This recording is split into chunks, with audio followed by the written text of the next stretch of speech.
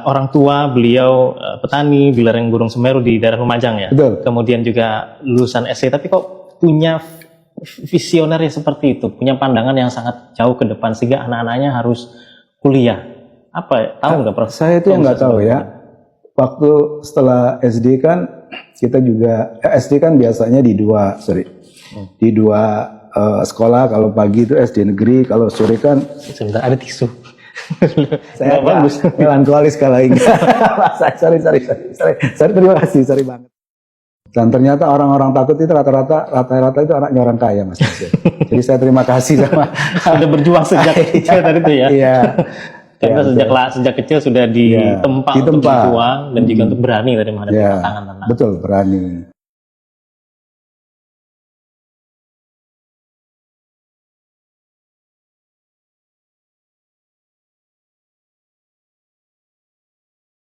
Selamat datang di podcast Inspiring People, ruang berbagi kisah, perjuangan, dan inspirasi dari sosok-sosok yang memberikan dampak nyata bagi masyarakat. Dan Alhamdulillah, di pagi hari ini, episode yang pertama di 2026, kita akan ngobrol, menggali inspirasi dan juga perjuangan, serta filosofi hidup dari seorang guru besar Fakultas Hukum di Universitas 17 Agustus Surabaya yang juga beliau sebagai praktisi hukum. Bagaimana perjuangan-perjuangan hidupnya, bagaimana kemudian filosofi hidup yang memberikan makna dalam kehidupan dan memberikan dampak bagi masyarakat.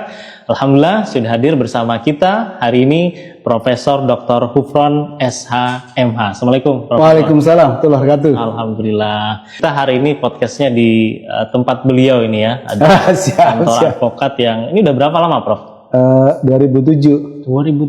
Iya. Berarti sudah hampir 20 tahun ya, 19 tahun. Ya, 19 tahun. 19 tahun. Dan itu semua penuh dengan dedikasi pastinya ya. Siap. Terima kasih. Bro mencari inspirasi, kemudian juga bagaimana perjuangan hidup dari seorang guru besar Fakultas Hukum yang juga bukan hanya di kampus seorang akademisi, tapi juga Prof. Hufron aktif di berbagai organisasi kemasyarakatan, termasuk juga di organisasi keagamaan, dan bahkan juga memberikan kuliah-kuliah, juga menjadi narasumber-narasumber di berbagai macam media yang ada di Surabaya, bahkan juga secara nasional. Prof. Hufron, kalau bicara tentang hukum nanti aja deh ya, kesana dulu. Ini Alhamdulillah saat ini sudah menjadi seorang guru besar. Pernah nggak terpikir mungkin waktu kecil gitu punya cita-cita menjadi guru besar, Prof? Saya sebenarnya cita-citanya mau jadi hakim. Tapi kalau ini abah saya pinginnya saya kuliah gitu ya. Jadi ada foto yang ditunjukkan, itu foto wisuda seseorang sebenarnya. Yang itu juga sebelum beliau meninggal titip ke ibu saya.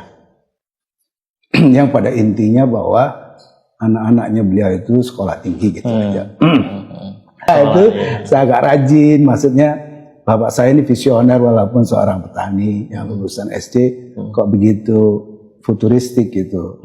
Anaknya harus kuliah, sementara kan tahu bahwa ini anaknya petani di lereng Gunung Semeru gitu kan.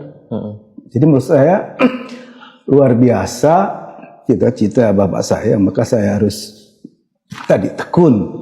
Saya harus rajin belajar.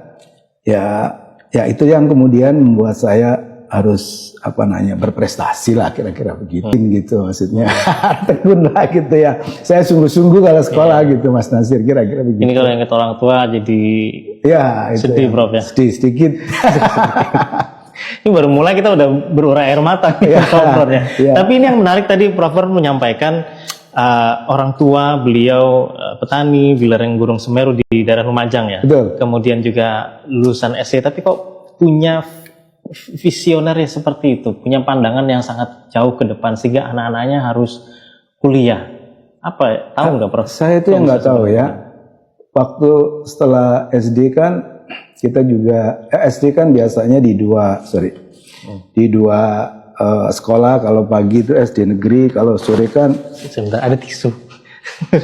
Saya bagus melankolis kalau enggak. sorry, terima kasih, sorry banget. Baru mulai pertanyaan sudah langsung sedih gitu. Oke. Sorry Mas Asir dari yang melankolis. Tadi tentang bagaimana abah Prof. Hufron ini begitu visioner ya, padahal kalau dilihat latar belakang beliau yang lulusan SD, tapi pengen anak-anaknya nih semuanya jadi sarjana, bahkan jadi hakim tadi ya pengennya waktu itu, Prof. Gufron. Saya yang pingin jadi hakim sebenarnya. Itu yang saya tidak tahu kenapa gitu, tapi waktu kita SD sore kan ada madrasah gitu, jadi 2 sekolah ya, satu namanya yang SD itu Hufron, tapi yang ijazah yang di madrasah namanya Gufron. Oh, tapi semuanya asli sama dua-duanya. Dua-duanya benar. Asli gitu. Terus kemudian pindah sekolah, bapak saya ini minta untuk dipilih sekolah negeri gitu, sekolah yang baik gitu.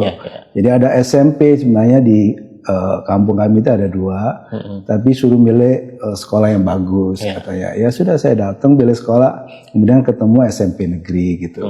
Ya lanjut sekolah SMA gitu, terus dengar-dengar cari sekolah yang bagus, maka ketemu SMA 2 di Lumajang tuh.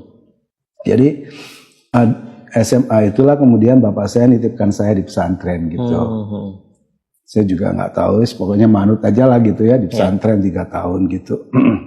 Jadi sambil sekolah di SMA sambil juga sekolah, pesantren. Betul, sekolah negeri, sekolah favorit, itu banyak tugas gitu, tapi kita juga di pesantren juga harus ikut ngaji, ya ikut kajian dan seterusnya. Itu yang saya sebenarnya terlampau berat tuh. Tapi ya sudah sampai lah kemudian 3 tahun lah ya di pesantren. Bisa dilewati, Prof. Dilewatin gitu, dilewatin. Waktu baru masuk SMA kelas 1. Baru pulang. Jadi artinya Prof. Gufron kemudian tadi berprestasi melanjutkan kuliah karena pengen meneruskan pesan Abah tadi ini, pengen mewujudkan mimpi beliau, visi beliau itu. Iya, jadi tentu iya, tapi memang ibu saya yang juga mendorong karena itu pesan Abah gitu sebenarnya itu.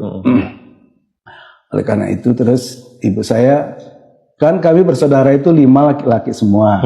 Setelah ditinggal abah saya kan ibu ini yang menopang ekonominya. Jadi ibu juga petani.